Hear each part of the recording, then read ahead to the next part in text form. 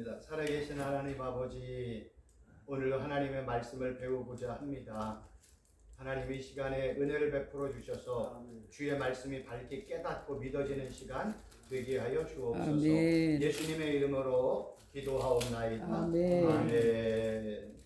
우리 성경 구절 한번 읽도록 하겠습니다. 창세기 1장 6절에서 13절까지 말씀인데요. 오늘은 그냥 6절만, 제가 6절, 7절만 읽도록 8절까지 읽어야 되네요. 하나님이 이르시되 물 가운데 궁창이 있어 물과 물로 나누이라 하시고, 하나님이 궁창을 만드사 궁창 아래의 물과 궁창 위의 물로 나누게 하시니 그대로 되니라. 하나님이 궁창을 하늘이라 부르시니 저녁이 되고 아침이 되니 이는 둘째 날이니라. 하나님이 이르시되 천하의 물이 한 곳으로 모이고 묻이 드러나라 하시니 그대로 되니. 제가 계속 다 읽겠습니다. 10절.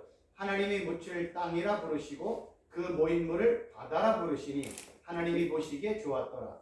하나님이 이르시되 땅은 풀과 씨 맺는 채소와 각기 종류대로 씨 가진 열매 맺는 나무를 내라 하시니 그대로 되어 땅이 풀과 각기 종류대로 씨 맺는 채소와 각기 종류대로 씨 가진 열매 맺는 나무를 내니 하나님이 보시기에 좋았더라. 저녁이 되고 아침이 되니 이는 셋째 날이니라. 요 내용 읽었던 말씀을 간단하게 좀 설명을 드리도록 하겠습니다. 잘 아시는 내용인데 성경에 보니까 하나님께서, 이거 제가 그려온 거예요. 이렇게 PPT를 해가지고 성경에 있는 그 아까 읽었던 내용의 말씀을 한번 제 나름대로 한번 제가 그림으로 그려봤습니다. 하나님이 물을 창조하셨거든요. 물을 만드셨는데 물을 나누었어요. 근데 물을 궁창 위의 물로 또 궁창 아래의 물로 나뉘었습니다.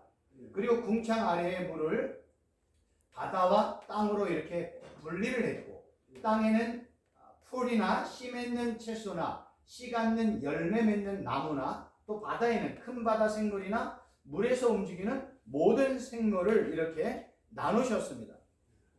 여기서 이제 중요한 것은 뭐냐면 하나님께서 물을 이렇게 위의 물과 아랫 물로 나눌 때 물을 나누었단 말이에요. 지금 우리가 물 한 잔을 마시잖아요. 예를 들면 여기에 이제 물이 있다고 생각해보세요. 이게 물이 있어요. 물을 반으로 자른다고 물이 갈라지나요? 절대 그렇지 않아요. 물은 나눌 수가 없어요. 물은요, 단수도 될 수 없고 복수가 될 수 없어요. 우리가 물들이라고 말하지 않잖아요. 그 이유는 바로 뭐냐면 물이라는 단어는 그냥 물질 명사예요. 물질 명사. 그렇기 때문에 단수나 복수라는 게 있을 수가 없어요. 그런데 성경을 봤더니 신기하게도 성경에는요, 물을 나눴어요. 하나님이. 그래서 그 물을 어떻게 나누었냐면 궁창 위의 물과 궁창 아래의 물로 나뉘었다는 거예요. 그러니까 우리가 성경을 읽을 때 왜 이런 단어들이 중요하냐면 하나님께서 이렇게 지금의 문법으로는 도저히 이해가 안 되는 내용이지만 성경은요, 물질을요 나눠버렸어요.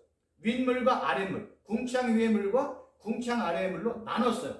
누가요? 하나님이. 전능하니까. 그러니까 성경은 이러한 내용들을 통해서 우리에게 뭔가를 지금 계속해서 말씀을 해주고 싶은 거예요. 그리고 우리가 성경을 읽을 때 한 가지 중요하게 여겨야 될 게 뭐냐면 성경에는 단순히 문자적인 의미로만 성경을 읽으면요, 절대로 성경을 해결할 수 없는 부분들이 너무나 많이 있습니다. 그래서 저는 성경을 표현할 때 첫째는요, 문자적인 의미가 맞아요. 이거를 다른 말로 사전적인 의미, 이렇게 표현할 수 있어요. 문자적이고 사전적인 의미. 그런데 두 번째는요, 항상 성경에 보면 상징이 있고요, 비유가 있고요, 그 다음에 여러 가지 어떤 표현들이 있어요. 심지어는 그림도 나오고 숫자의 모습도 나온단 말이에요. 이런 것들을, 상징과 비유를 문자와 사전적인 의미로 접근을 하면 절대로 이해할 수가 없어요. 그래서 우리는 예를 들어서 어떤 한 단어가 있으면 첫째는 문자적이고 상징적인 의미로 접근을 해야 되고, 둘째는요, 성경이 똑같은 단어가 성경 다른 곳에 어떻게 사용되어 있는지를 분명하게 볼 줄 알아야 돼요. 그래서 그거를 저는 성경적 언어라고 표현을 했어요. 성경적 의미, 언어라기보다는 성경적인 의미. 이 단어가 예수님과 하나님과 연관되었을 때는 어떤 의미로 사용되어졌느냐, 이런 의미로 제가 성경적 의미라고 두 번째 의미를 뒀습니다. 예를 들면 이것 때문에 그래요. 여기 보면 성경에 보면 중요한 단어들이 있죠. 예를 들면 복, 거룩, 땅, 생기, 빛, 흑암, 나라, 진리. 지금은 이제 아까 뭐 여러 가지 얘기했던 물이라는 단어도 마찬가지예요. 근데 이 하나의 단어, 복이나 거룩이나 땅이나 생기라는 이 단어 하나가 모세오경에는 어디에 쓰여 있는가? 이 단어가 선지서나 예언서에는 어디에 쓰여 있는가? 이 똑같은 단어가 서신서나 사복음서나 요한계시록에는 어떤 의미로 사용되었는가가 중요하다는 거예요. 그래서 제가 우리 목사님들에게 이 말씀을 전하는 거는 이런 지금 이제 물이라는 하나의 단어가 어떻게 어떤 의미로 사용되어 있는지를 설명을 지금 드리고 있는 거예요. 그래서 이 물이라는 한 단어가요, 마임이라는 히브리어인데 단수나 복수로 절대로 쓸 수 없는 물질 명사예요. 그런데 성경에는 하나님은 복수인 물들로 사용했고 궁창 위의 물과 궁창 아래의 물로 구분을 했다는 거예요. 그래서 우리는 이러한 내용들을 통해서 성경이 이 단어를 어떠한 의미로 설명하고 있는지를 반드시 캐치할 필요가 있어요. 그런데 우리 목사님들이 이걸 공부한다면 너무 어렵잖아요. 그래서 최순복 교수를 통해서 또는 제가 드렸던 십계명이나 두나무라는 그 책의 내용을 통해서 이러한 단어들을 제가 사전적인 의미와 그 다음에 성경적인 의미로 제가 잘 설명을 드렸어요. 그래서 그 제가 드렸던 몇 분이 사셨던 그 두나무나 십계명이라는 단어의 내용을 보면 이런 의미들이 잘 포함이 되어 있어요. 그러니까 이런 단어들을 공부해야 되는 이유는 이런 단어들을 알아야 지금 창세기 1장, 2장, 3장, 4장, 5장, 신구약 66권이 어떤 의미로 사용되어 있는지를 알 수 있다는 거예요. 그 작업을 지금 최순복 교수가 미리 해왔고, 그리고 이제 그러한 내용들을 이러한 시간을 통해서 지금 강의를 하고 있는 것입니다. 그럼 물이라는 단어는요, 그냥 단순히 물은 맞아요. 근데 이 물이라는 단어가 성경에서 어떤 의미로 사용이 되어 있는가를 추적해 봤더니 성경은요, 물을 이런 식으로 표현을 해요. 물은 하나님의 은혜와 심판을 상징한다. 성경은 물을 이런 식으로 표현해요. 어떤 때는 물을 하나님의 은혜로 표현하고 어떤 때는 하나님의 심판으로 물을 설명을 하고 있다는 거예요. 하나님께서요, 구약 성경의 내용을 보면 하나님께서 하나님의 백성들이 하나님의 말씀에 불순종을 하면 그들에게 하나님이 끊으시는 게 있어요. 뭘로 끊을까요? 물을 끊어버려요. 물을 끊어서 물을 하나님의 심판의 도구로 사용을 합니다.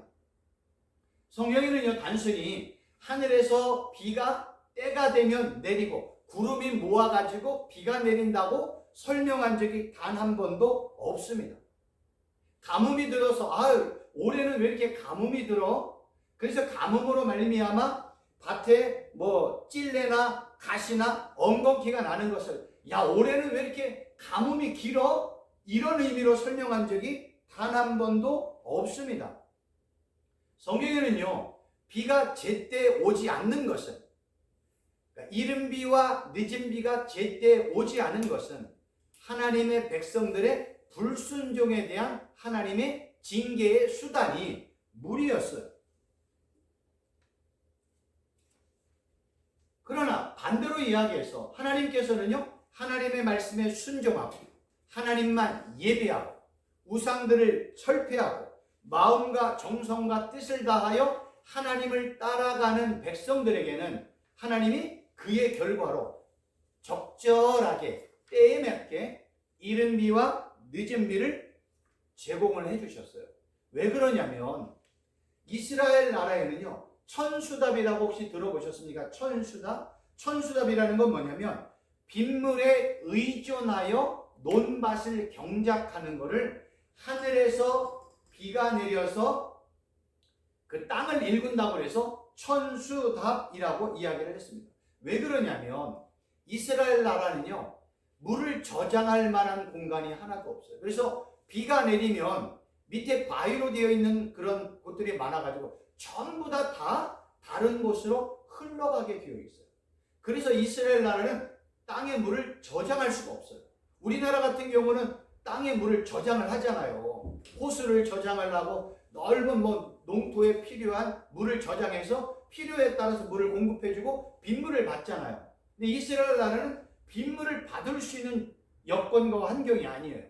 그러니까 천수답이야. 그러니까 비가 적절하게 와야 때에 맞게끔 씨도 뿌리고 때에 맞게끔 추수도 할 수 있는 것입니다. 예를 들어서 비가 와야 되는데 비가 안 와요. 기근이 오고요. 가뭄이 와요. 그럼 하나님의 저주와 심판이에요. 비가 오지 말아야 되는데 비가 억수처럼 쏟아져요. 그것도 하나님의 징계와 심판의 표현이었습니다.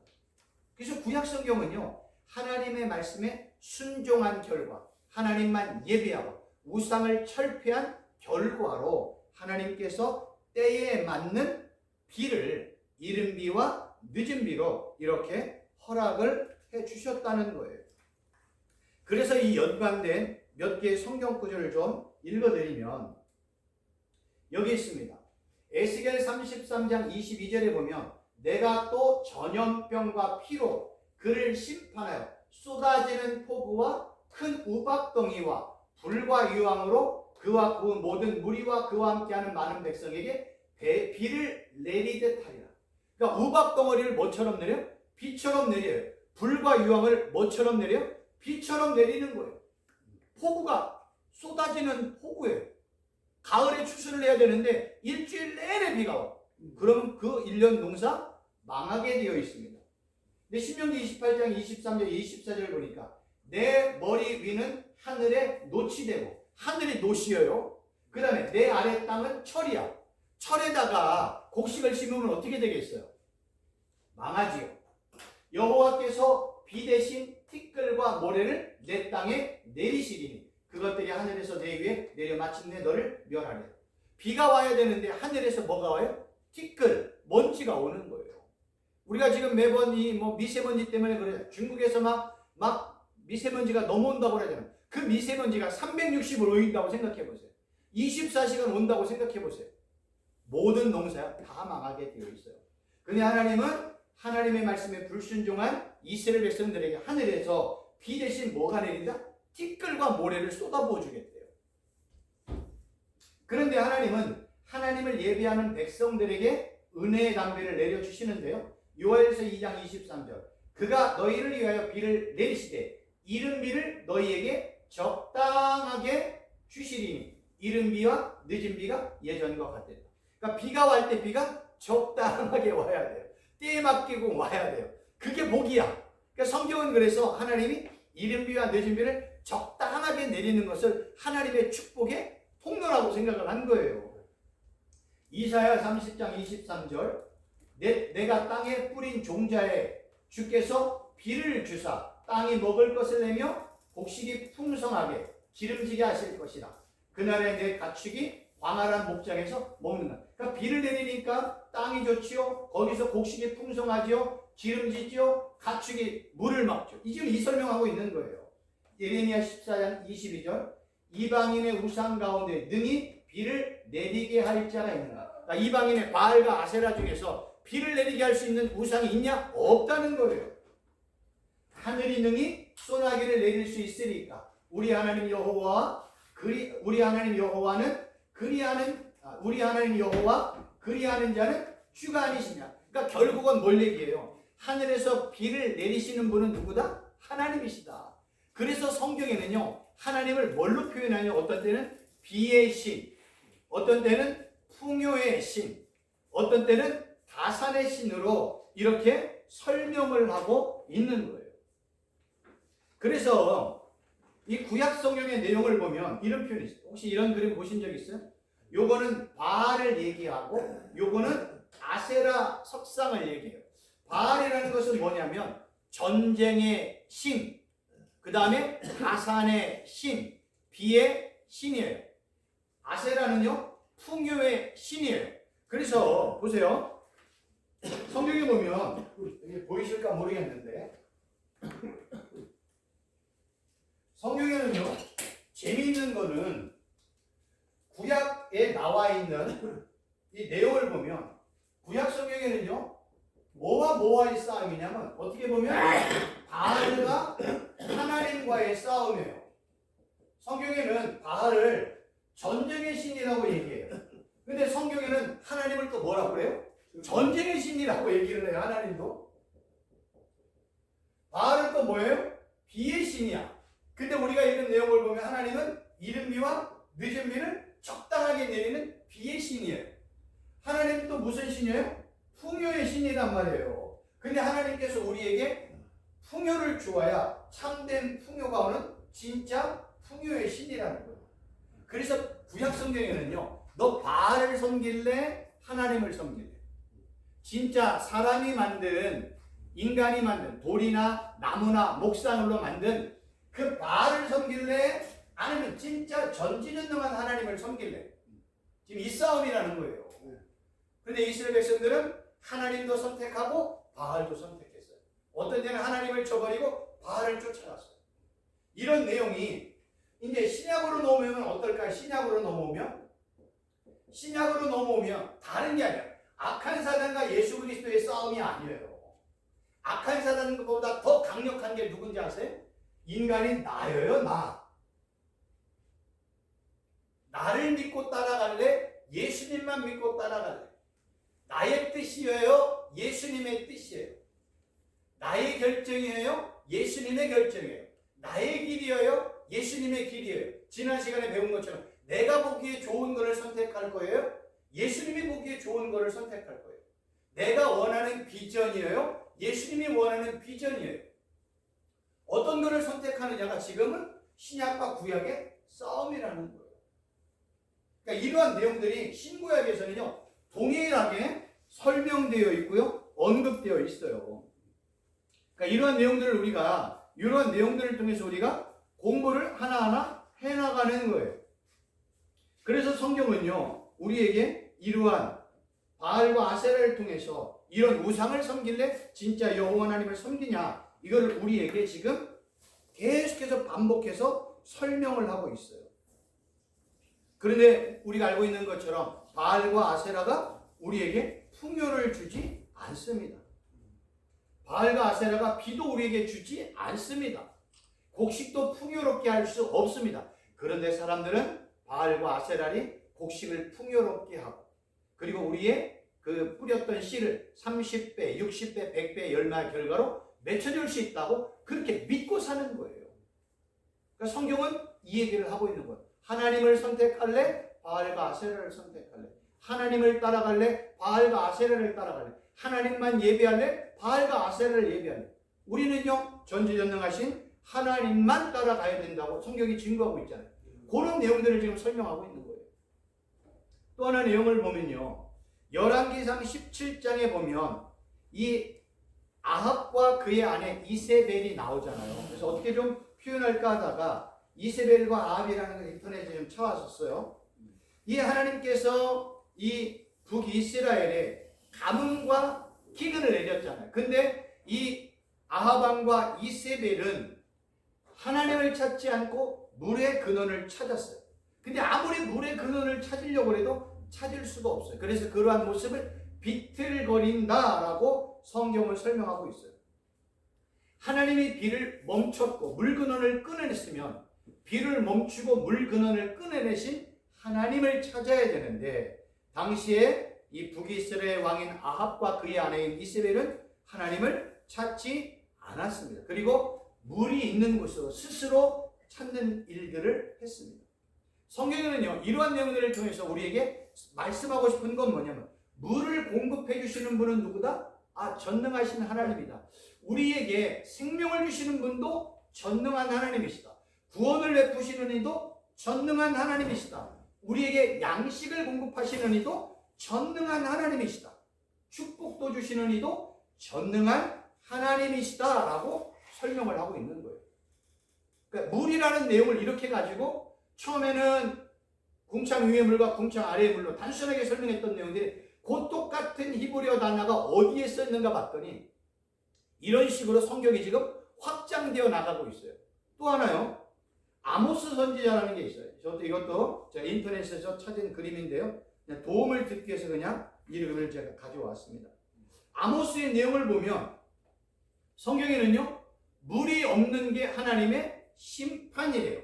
그런데 아모스 선지자가 뭐라고 얘기했냐면 우리가 양식이 없고 물이 없어 기갈하고 쓰러지는 게 하나님의 심판이기도 하지만 그거보다 더 큰 심판은 뭐라고 설명을 했냐면 진짜 하나님의 말씀을 먹지 못하는 것을 기근이요 기갈이요 심판이라고 얘기를 했어요. 그러니까 성경은 이런 물이라는 단어를 이렇게 하나님의 은혜와 하나님의 심판으로 이렇게 설명을 하고 있는 것입니다. 결국 진짜 기근, 진짜 기갈, 굶주림, 배고픔은요. 그냥 우리가 진짜 먹을 것이 없어서 쌀이 없고 뭐 김치가 없고 뭐 이런 여러 가지 이 땅에 필요한 양식이 없어서 기갈이 아니라고 얘기를 해요. 구약 성경에는요. 이런 식으로 표현해서 기갈, 기근, 굶주림, 목마름 이런 식으로 표현을 합니다. 근데 이러한 내용이 여기에도 있지만 반드시 이러한 내용은 누구와 연관이 돼요? 하나님과 예수님과 연관이 되어 있다는 거예요. 성경은 뭐라고 얘기를 해요? 예수님을 생명의 떡, 생수라고 얘기하잖아요.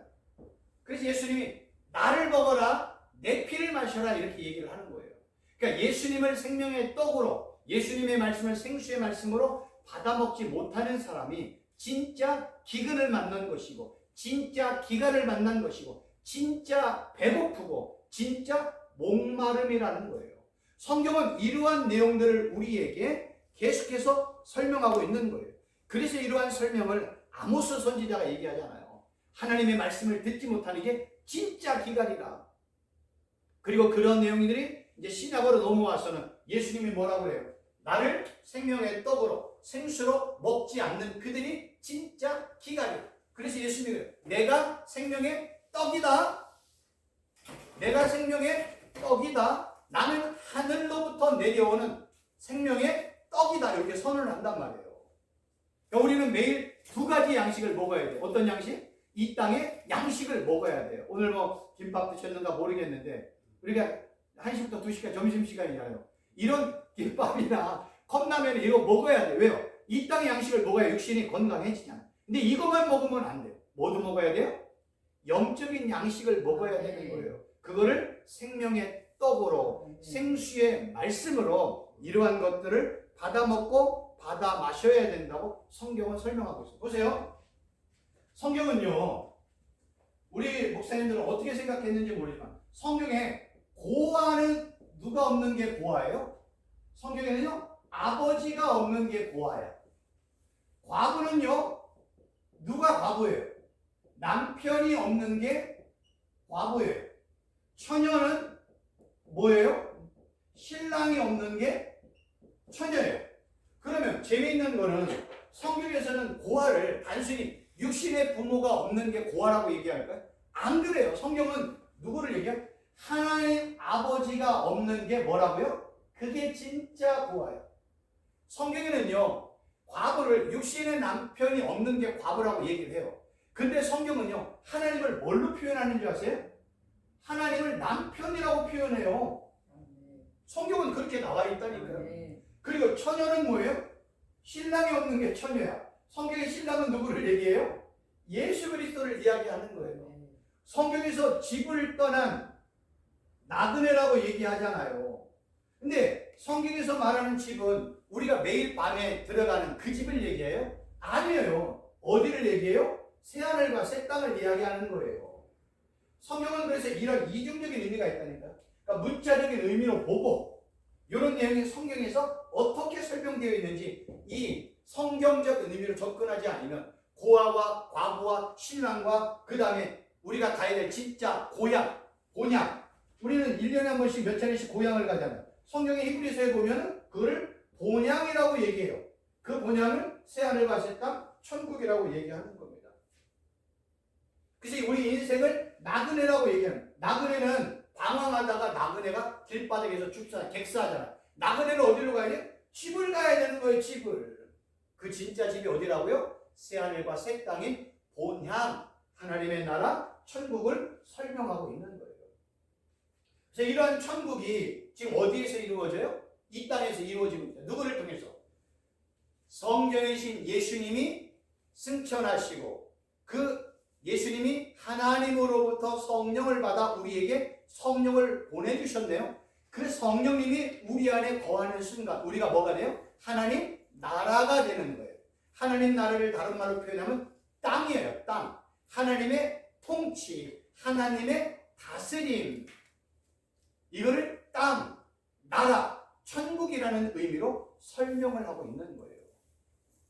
그러니까 이런 의미로 우리가 성경을 이해하지 못하면 성경의 내용을요, 우리는 그냥 문자적이고 사전적인 의미로만 보면 이해되지 않는 부분이 얼마나 많은지 몰라요. 성경에 하나님 아버지가 없는 게 고아인데 육신의 부모가 없는 고아에게 어떻게 위로해줘요? 아니, 남편이 먼저 일찍 여러 가지 예어로 말하면 먼저 소천을 했어요. 그럼 그 과부에게 진짜 위로자가 필요하잖아요. 남편이 필요하잖아요. 그 남편을 성경에서는, 구약에서는 하나님, 신약에서는 예수 그리스도로 표현하잖아요. 그래서 이 땅의 고아가, 이 땅의 과부가 하나님을 아버지로, 예수님을 신랑으로, 하나님을 남편으로 여기며 살아가니까 이 곤고한 세상에서 이길 수 있고 극복할 수가 있는 거예요.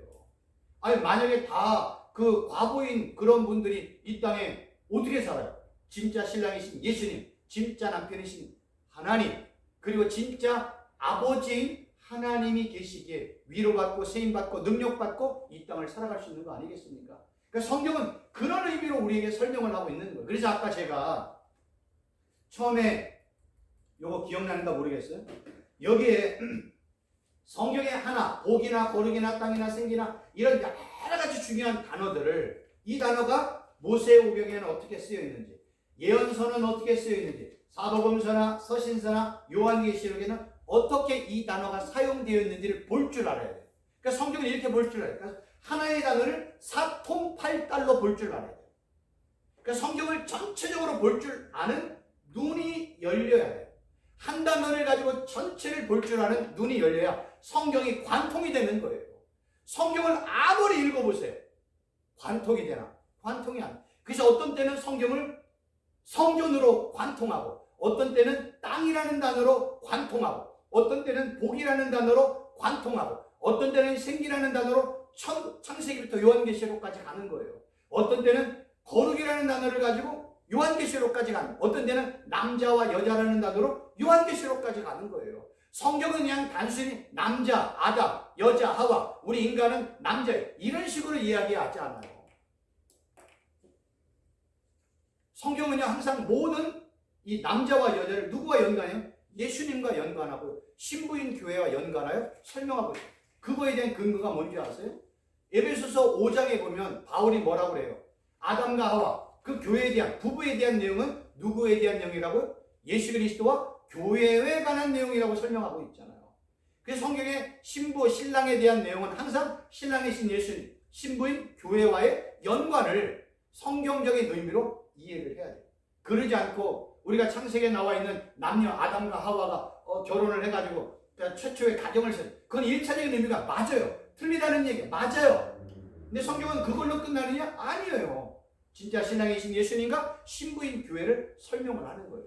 그리고 마지막 요한계시록에 했더니 하늘에서 새하늘과 새 땅이 뭐처럼 내려온다? 신부가 단장한 것처럼 설명을 하고 있는 거예요.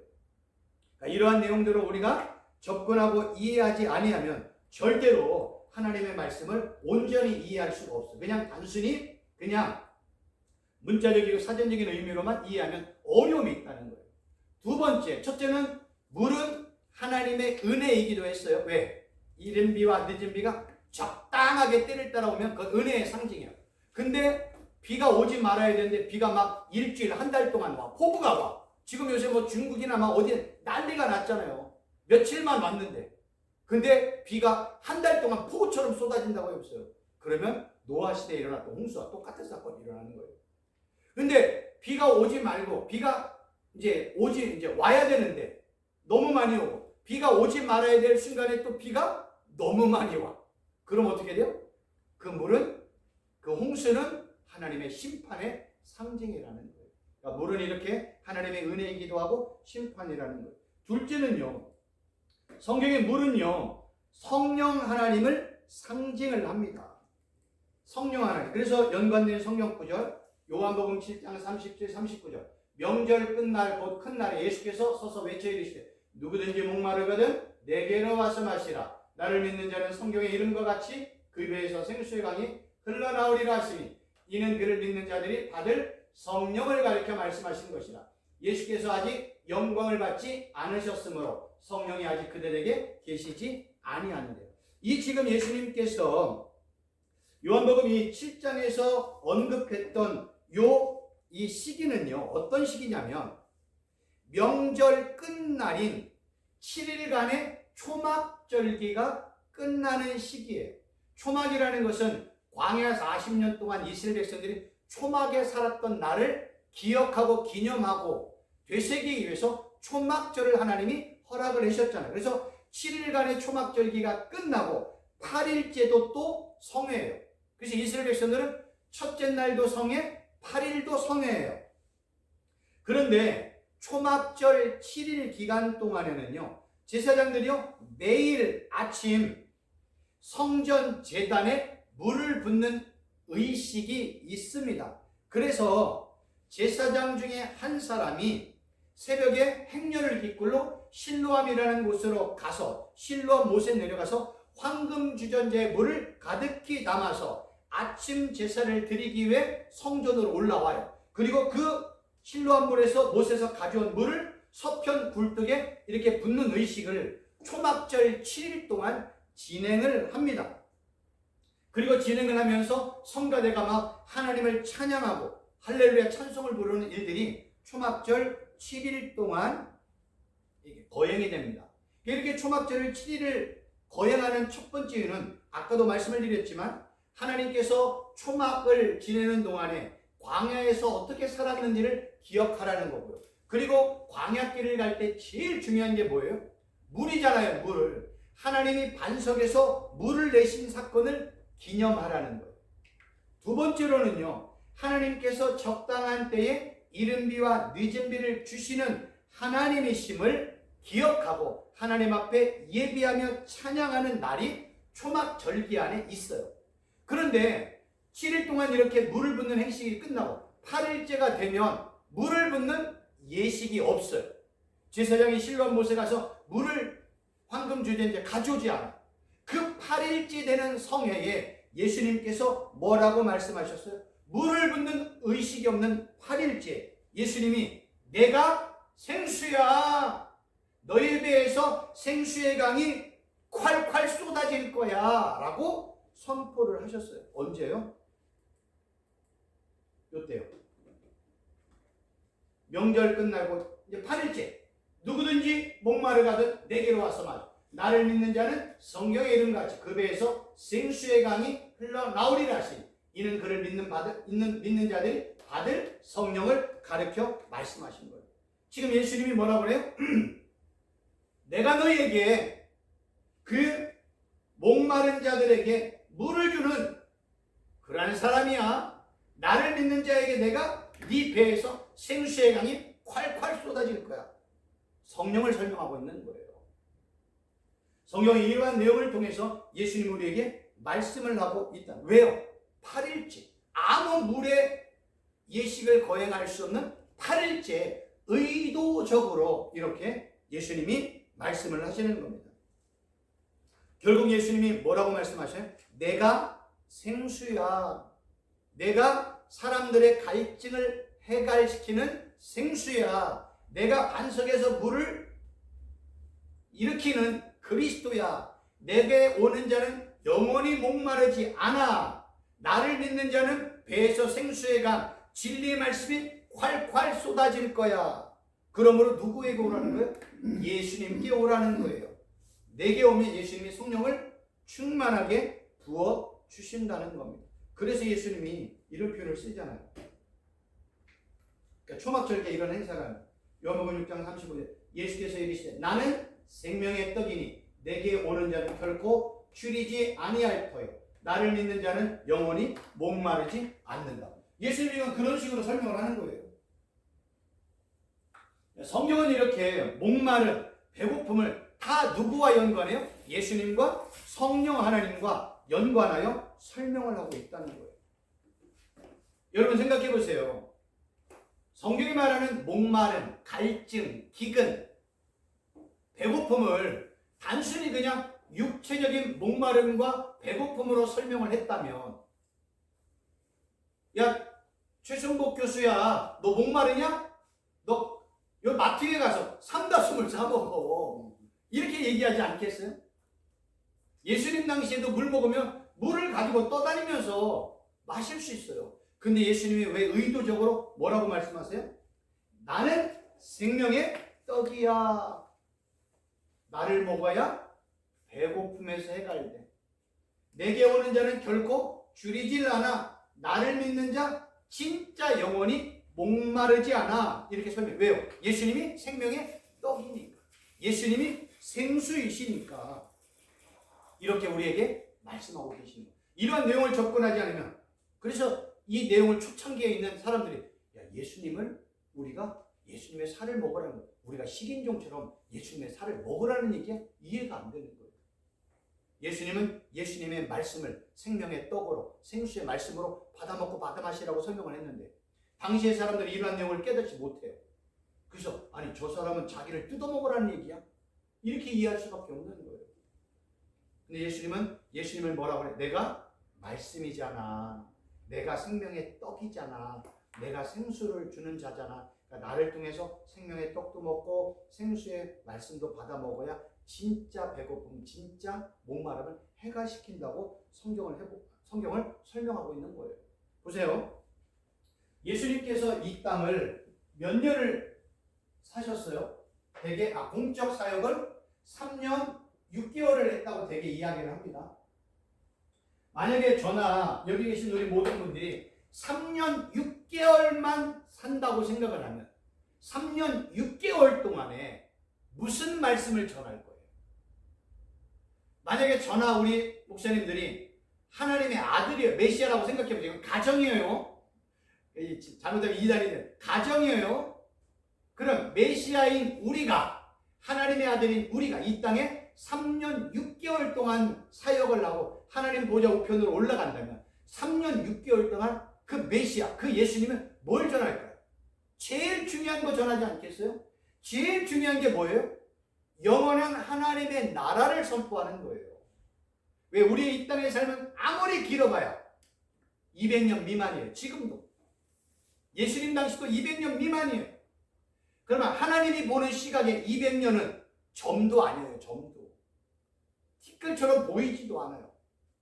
그러한 시간에 그 200년에서 또 3년 6개월로 줄여 그 기간 동안에 전능자이신 예수님 하나님의 아들 이 땅에서 말씀을 선포하고 메시지를 전한다면 무슨 말씀을 전할까요? 영원한 하나님의 나라만 증거하는 거예요. 그래서 성경에서 많은 비유의 내용이 다 뭐와 연관이 되어 있어요? 하나님 나라와 연관이 된 비유를 설명을 하는 거예요. 예수님은 모든 공적 사역을 통해서 예수님을 믿어야 영원한 하나님의 나라에 들어감을 설명을 하는 거예요. 예수님의 통치를 다스림을 받아야 된다고 설명하고 있는 거예요. 그래서 예수님을 만왕의 왕, 만주의 주라고 설명을 하고 있는 것입니다. 그런데 문제는 여기서 발생을 하는 거예요. 지금도 많은 교회는 구제라는 이름으로 많은 일들을 해요. 구제라는 이름으로 말해요. 그래서 1년에 한 번씩 이제 얼마 있으면 성탄절이고 신년이잖아요. 그러면 어떤 큰 교회에서는 항상 뭘 줘요? 쌀을 줘요. 아니면 라면을 줘요. 아니면 김치를 줘요. 뭐 이런 기타 등등을 통해요. 또 조금 더 열심히 있는 어떤 교회에서는요. 다른 나라에 가서 뭐 파줘요? 음을 파줘요. 다른 나라에 가서 빵 공장을 만들어서 이런 사역과 구제를 합니다. 이거 잘하는 건 맞아요. 근데 성경이 이것만 하면 이거는요, 이 땅의 구제만 되는 거예요. 영적인 구제도 해야 돼. 영원한 구제도 해야 되잖아요. 영원한 구제. 그러나 지금 시대는 뭐예요? 1년에 몇 차례씩 쌀도 막 100개, 200개, 20kg, 30kg짜리 막 갖다 주고 독거노인 찾아가서 김치 주고 반찬해주는 일을 하는 교회를 너무나 잘하고 있다고 칭찬하는 거예요. 그래서 가난한 자들, 헐벗은 자들, 궁핍한 자들, 굶주린 자들을 찾아가서 이런 육체적인 필요를 나눠주는 것을 너무나 잘하고 있다고 말해요. 이거 정말 잘하고 있는 건 맞아요. 근데 성경이 이것만 하라고 그래요? 이거 외에 또 하라는 게 있잖아요. 진짜 뭐를 하라는 거예요? 진짜 구제는요, 하나님의 심판받아 멸망받을 그들을 그 하나님의 저주와 하나님의 심판으로부터 흑암과 그 다음에 어둠으로부터 그들을 끄집어내는 게 진짜 구제 아니에요? 성경은 이런 육신적인 구제의 모습을 통해서 진짜 구제가 뭔지를 설명을 해주는 거예요. 예수님은요, 육신의 눈먼 자를 통해서 육신의 눈을 이렇게 뜨게 해주잖아요. 그런 모습을 통해서 예수님은 믿음의 눈이 열리는 것을 설명하는 거고요. 귀가 닫힌 에바다에서 귀를 열어서 육신의 소리를 듣게 하는 그 모습을 통해서 진짜 믿음의 귀가 열려야 됨을 우리에게 설명을 하고 있다는 거예요. 그러니까 성경은 이런 이중적인 의미를 반드시 이해하지 못하면 우리는 다 뭘로 가게 돼 있어요? 이런 구제를 율법, 계명, 규례, 법도, 윤리, 행위로 가는 거예요. 아니면 이런 것들을 종교적인 의식으로 가는 거예요. 종교의식. 이걸 했고 우리 잘했다 얘기하는 거예요. 근데 우리가 알고 있는 것처럼 율법과 규례와 법도와 그 다음에 이런 것들을 완벽하게 지키는 사람은 단 하나도 없잖아요. 이걸 통해서 하나님에 의해 이룰 수 있는 사람은 아무도 없어요. 율법과 규례와 법도와 윤리를 통해서 행위를 통해서 구원에 이를 자는 아무도 없어요. 그래서 이런 모든 것들을 완성하신 분이 누구예요? 예수 그리스도. 우리는 예수 그리스도를 뭐 하기만 하면 돼요? 믿으면 된다는 거예요. 믿으면 구원이다. 그래서 이 믿음 안에는 믿음도 있지만 이 안에는 행위도 포함되어 있어요. 다른 말로 표현하면 순종이라는 것도 포함되어 있는 거예요. 이런 내용들을 우리가 이해하지 못하고 성경을 읽으면 단순히 그냥 문자적이고 사전적인 의미, 다른 말로 표현하면 율법과 계명과 규례와 법도와 윤리로 접근할 수밖에 없는 거예요. 그래서 예수님이 이러한 표현을 쓴 겁니다. 예수님을 따라다니는 사람들을 향해서 예수님이 이런 표현을 썼어요. 요한복음 6장 26, 27절. 예수께서 대답하여 이르시되 내가 진실로 진실로 너에게 이르노니 너희가 나를 찾는 것은 표적을 본 까닭이 아니요 떡을 먹고 배부른 까닭이로다. 썩을 양식을 위하여 일하지 말고 영생하도록 있는 양식을 위하여 하라. 이 양식은 인자가 너희에게 주리니. 양식이 뭐예요? 예수님이 양식이잖아요. 예수님이 내가 생명의 떡이잖아요. 그러니까 이 양식은 누구만이 줄 수 있어요? 예수님만이 주는 거예요. 그 진짜 배고픈 자 누구에게로? 내게로 오라. 목마른 자 누구에게로? 내게로 오라. 누가 주는 거예요? 예수님만이 진짜 양식을 주는 거예요. 그래서 예수님께로 오는 거예요. 근데 우리는 대부분의 사람들은 뭘 갖고 살아요? 썩을 양식만 얻기 위해서 예수님께 오는 겁니다. 그래서 성경은 이 얘기하는 거예요. 썩을 양식을 위해 일하지 마. 영생하도록 하는 양식을 위하여 일해야지.